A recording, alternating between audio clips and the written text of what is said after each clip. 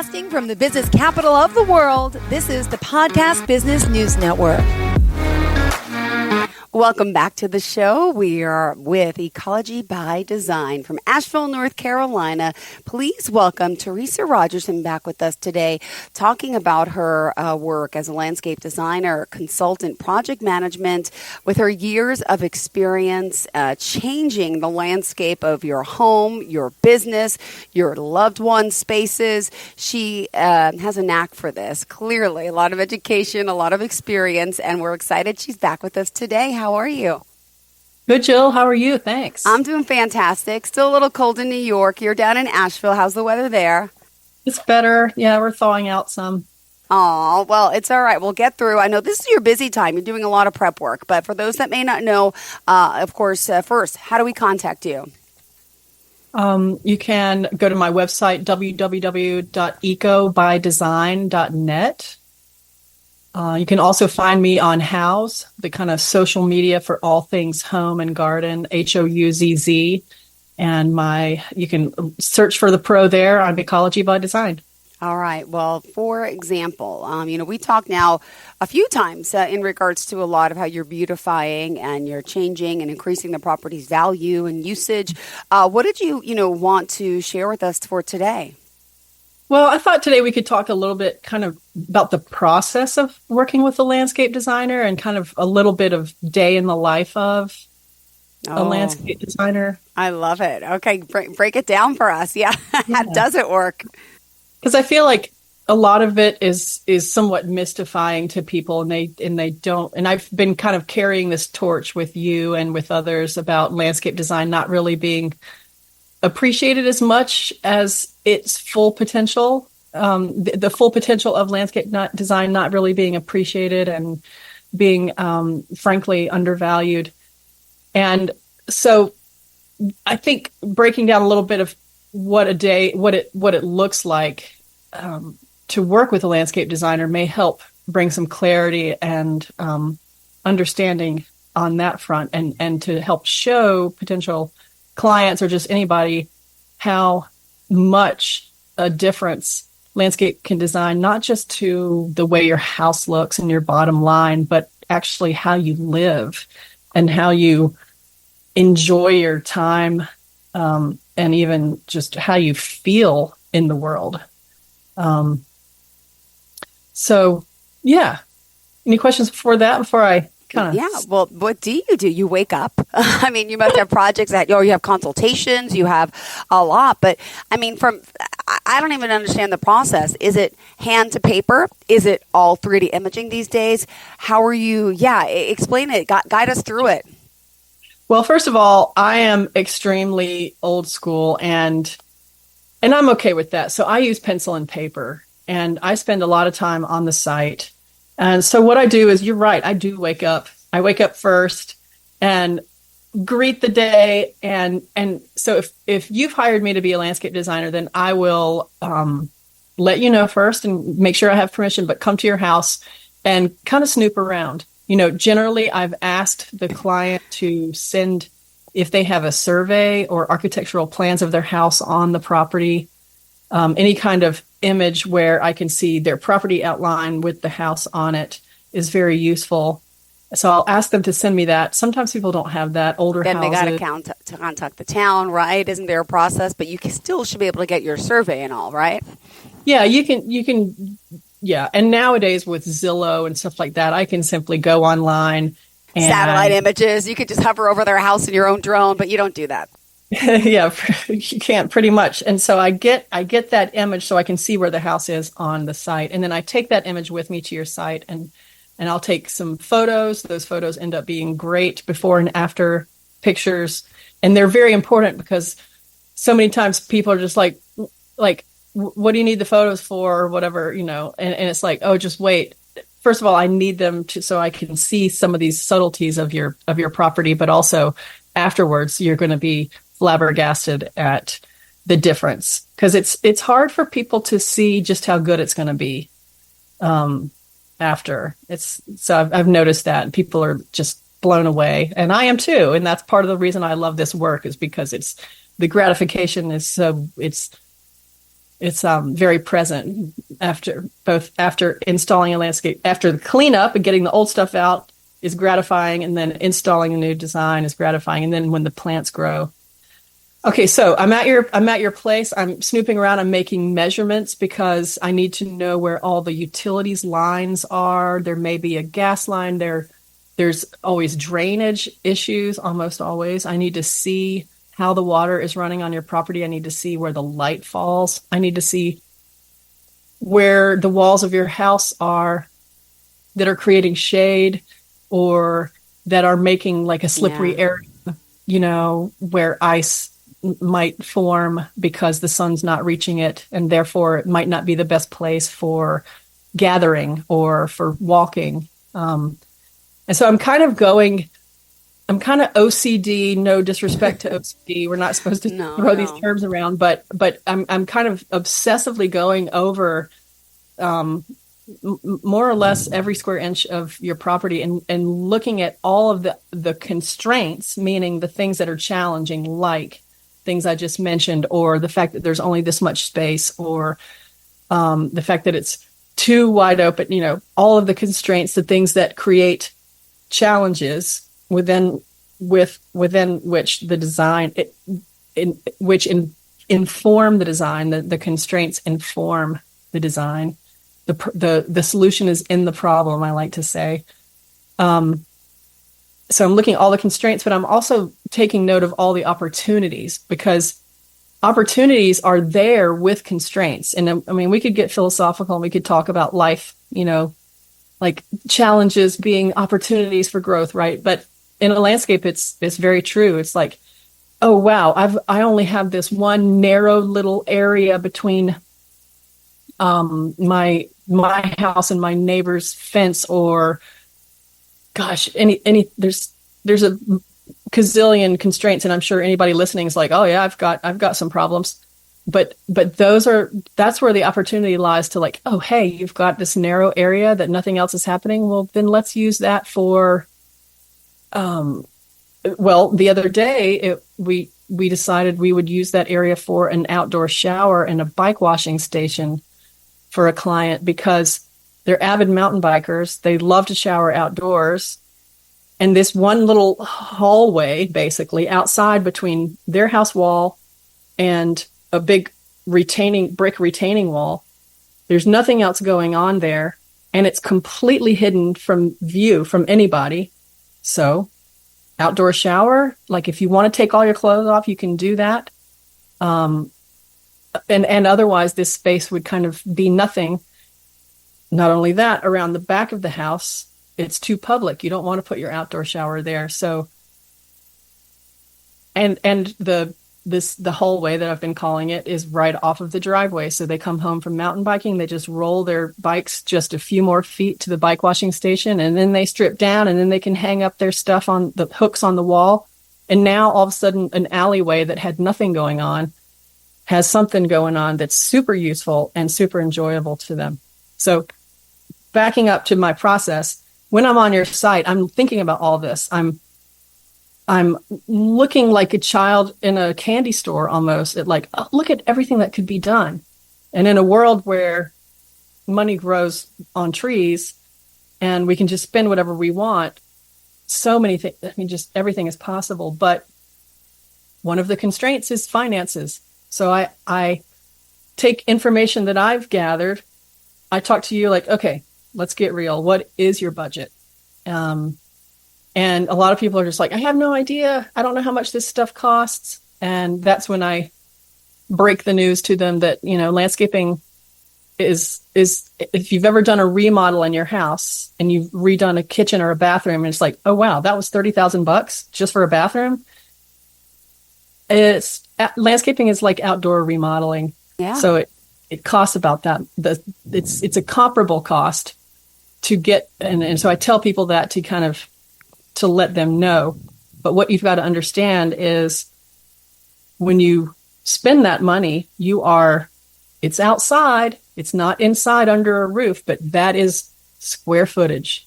Wait. At this time, I should just interject because Ashley emailed me back, and she mentioned that the person who wrote in, Peter, actually asked about how do you make a landscape sustainable?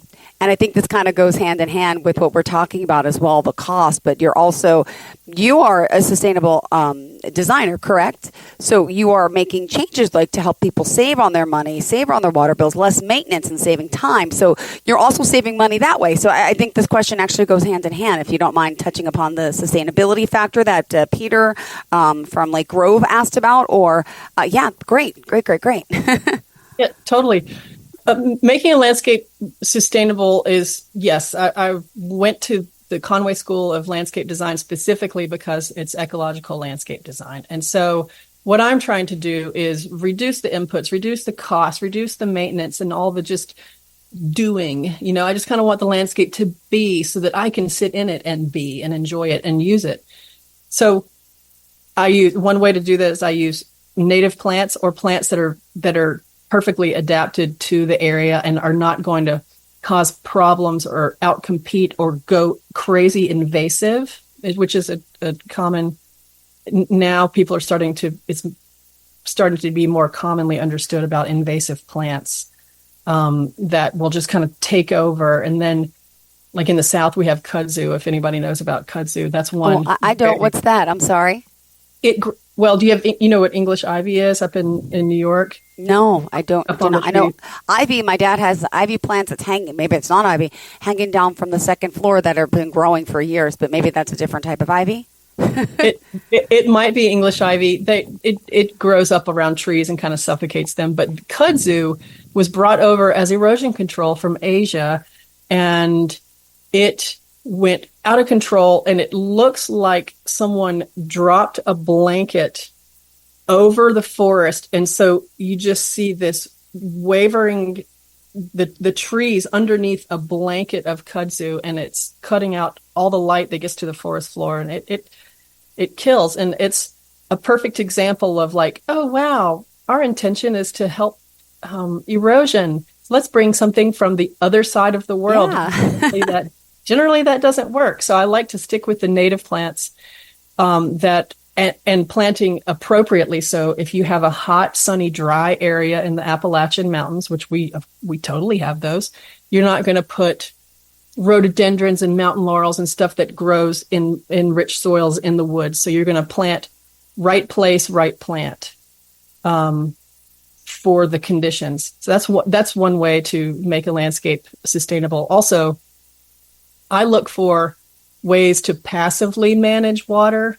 And we talked about this last time, like with rain gardens and making sure your landscape rolls away from the house, not towards it. So sending water away and sending water to places where plants are planted that actually want that water. So you get the win-win. You get the water away from the property or where it needs to be, and you get plants to take advantage of that extra water. And then I use materials-wise for hardscape and whatever. It's hard because if we're going to do a flagstone patio, that flagstone got chopped out of a mountain somewhere. So it's still using resources. But that flagstone patio is, if I do it without a bunch of concrete and I lay it over the road base and stuff that are materials that it could all be taken up and reused, and the weeds won't go through it. And so it's not a bunch of concrete. It's still as beautiful, I think much more beautiful. And then if I do use concrete for patios, then I like to have nice 4-inch gaps sometimes between the concrete pavers where decorative gravel can go, or plant like a nice little ground cover, like creeping thyme or something. Ooh, I'm just hearing like water trickling down and just the sound of like pebbles on the floor. So making the patios that I do build able to take some of the water that falls into the ground below it pervious rather than impervious. So these are easy ways to make a landscape sustainable. Beautiful. Well, there's your answer, Peter, if you're listening. Thank you so much. And let's, before we continue talking about the process and your work as a landscape designer, Tree, remind us of all the ways we can reach out to you. Thank you again. Yeah. So my website is ecobydesign.net. That's ECOBY design.net. And I'm also on Houzz, HOUZZ, kind of the social media of everything home and garden. Similar to Pinterest, but way better and not as hard to get into. But I'm on Houzz, houzz.com/pro/tree. You can find me there. And then finally, my phone number. Should I give you that? Yes, sure. Of course. Any form is good. 510. That's the Oakland area code where I spent 20 years in the Bay Area. 510-227-7804. Perfect. Thank you again. All right, let's continue the process of your job and how it all works. I love the OCD factor because that's a good thing. And for someone who is, very focused and wants to learn everything and, in a sense, compulsive about every little detail, that is a good thing in your field. So you mentioned that before, but I'm like, no, I'm OCD with things myself, but I think that gets the job done, taking specific notes when I'm talking to someone, making sure I'm asking the right questions. These are things I think OCD could be a really good thing. And clearly you are very thorough. So what other insight to the landscape design do you have for us? Absolutely. Yeah. The OCD thing, in a world where our attention spans are getting cut by phones and by things moving fast, my mission is to create a landscape where you can go into it. And because I've spent so much time poring over every square inch and looking at all the different views from inside the house, from when you drive up, from here, from over there, from the neighbors, to where we might place trees or a shrub forest, which is one of my favorite things to plant. And I'll tell you what that is in a minute. Because I've gone over all of this so, over and over and kind of like, as we say in art, like massaged it to where the design it kind of reveals itself over the toil and, and the OCD factor. Then you have a landscape that when you walk out into it, then you suddenly just kind of drop in, so to speak. The frenetic nature of life just, and it doesn't take much.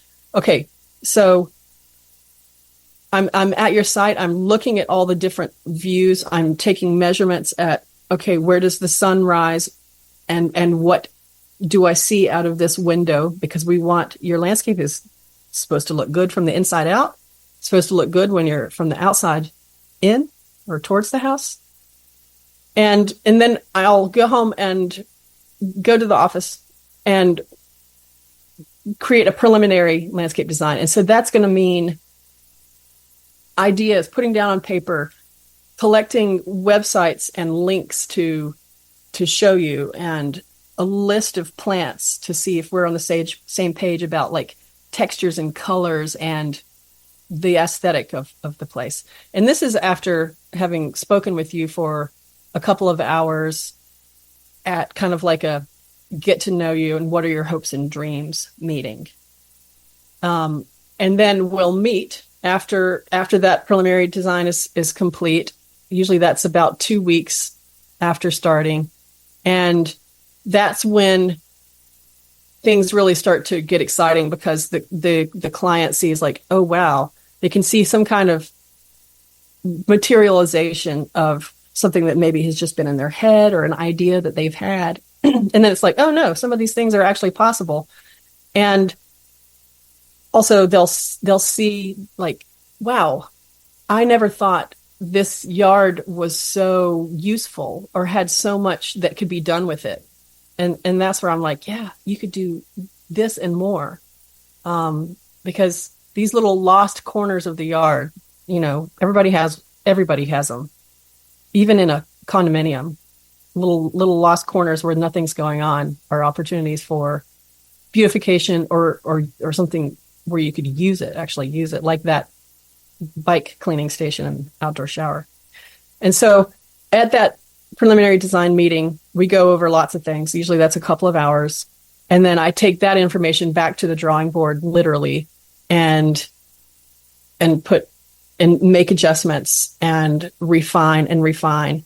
And then within a month's time, we have a final design that is, for some clients, it's important that something on paper, like architectural drawings, where you can hold the paper like this and you can pin it on the wall, and you can, some people like to tackle projects on their own over time, so they can go to the design and say, honey, this year we're going to do the such and such, and so they can say, okay, so we've got our measurements and we're going to tackle that. And then next year we're going to do the shrub forest planting. And so kind of piece it out like that for DIY people or people who want to hire their own subcontractors or whatnot. Also, that architectural drawing, I would also give that to a contractor who's going to install, so that we have a document so that things aren't lost in translation, because verbal is one thing, but having it on paper. And then comes the time for the project management, which is me being on site to make sure that the design is being executed true to form. And there's always adjustments on site versus in theory on paper. I mean, any architect or builder will tell you that it's one thing to have plans, it's another thing to put it in reality. But the plan is essential for getting to a certain point on the site. And then project management to make sure things go well, and then to even down to like placing the trees. I'll carry the big bucket over there and I'll put it down, and I'll go back into the living room and look. It's like, nope, 2 more inches. This is where that detail stuff. Go outside, push it back 6 feet. No, it's way too. And so all those iterations, making it eventually turn into something that's really awesome. And so that's why you pay for landscape design. And do it the right way. Do it that way first. For those of you maybe new to the podcast, I told Tree this a few years ago, and, I wanted a pool, and I invested in hiring the landscape designer to give me the big overview of everything. And it's the one thing I'm so thankful and grateful for, because some people can do it all at once. I can't. So you do things in stages, but you have the exact measurements, the exact placements. You can actually visualize where everything is going to go. Like you mentioned, if the sun is going to be over here, you should put the garden over here. Don't put it in the shade. It was just the most helpful thing. And I had friends who have done opposite, wish they would have done what I did, because now they regret their yard because things are not in the right spot and they're trying to add to it, but it's not working out because they put things maybe where they shouldn't have been, could have been in a better spot. So it is an investment. And, for those of you that really love your property, care about your property, have the means, this is what you do. And it's the perfect thing. By the way, on her website, you should check out, she has some of her photos on there, and it's always good to see some of her work. And how would you describe yourself as a landscape designer? Because everyone kind of has their own style, but again, you also commit to the client, and if they want something certain, of course you'll give them what they want, but of course your knowledge and input, may sway them another way. Right. I mean, yes, exactly. It's definitely important that the client has to be satisfied, or else I won't be satisfied and I won't have a job, so that has to happen. But I like to dig deeper, like, okay, you say you want one thing, but what does that really mean? Like, what do you really want? So we kind of dig deep. It's philosophical. But as far as my style, I'm a mix of nice, modern, straight, modern lines, and then with wild nature.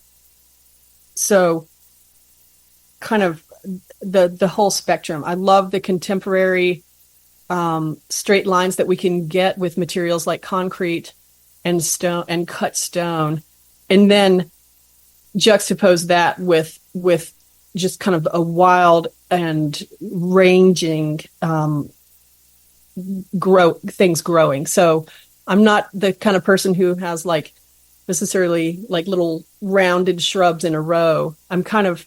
Or sometimes I'll use those, the Italian cypresses, the ones that look like little teardrops in the landscape of Tuscany or whatever. That's a very linear element. So I can put those in a row, in a circle around a hot tub, say, to give privacy.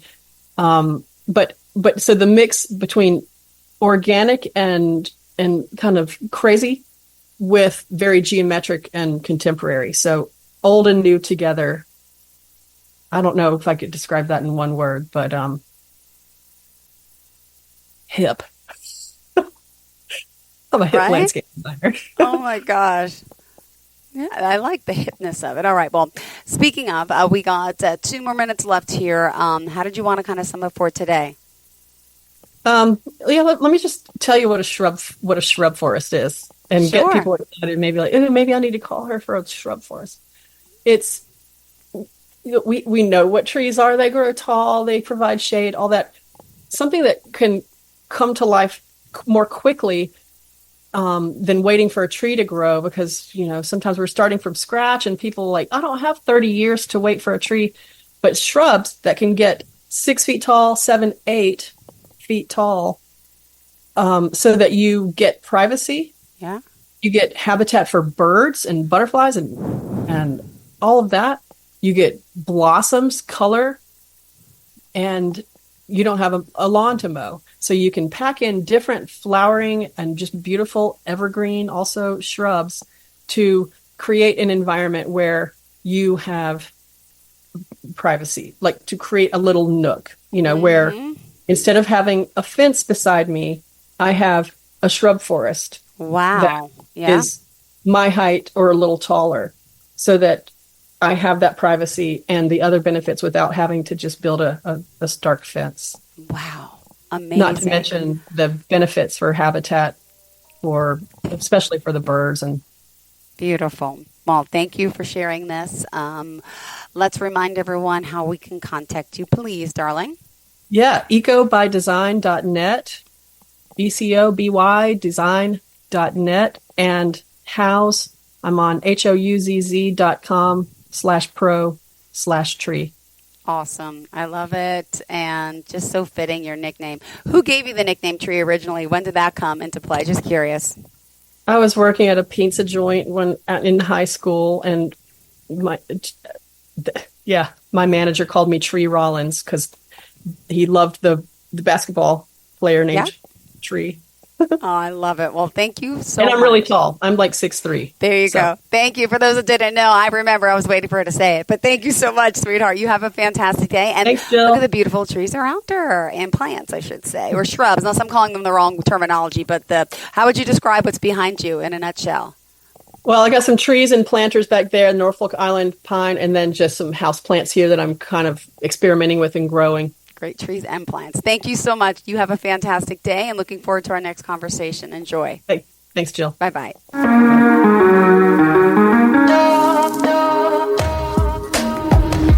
Broadcasting from the business capital of the world, this is the Podcast Business News Network.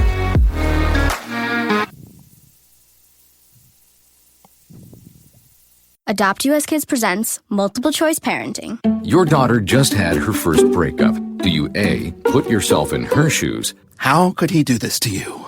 And for Sheila, she has split ends. B, console her? Oh, sweetie, this is going to happen a lot. 4, maybe 5 more times before you get married. C, take charge? Got to get this all straightened out. Give a little talking to, man to man, mano a mano. Hey, Steve! Is now a good time? No? Okay, no problem. Bye. Or D, help her find a new boyfriend? I know a great place to meet boys. The internet. Nice, single boys. Never mind. How about some ice cream? As a parent, there are no perfect answers. But you don't have to be perfect to be a perfect parent. Thousands of teens in foster care will love you just the same. For more information on how you can adopt, visit adoptuskids.org. A public service announcement from the U.S. Department of Health and Human Services, Adopt U.S. Kids, and the Ad Council.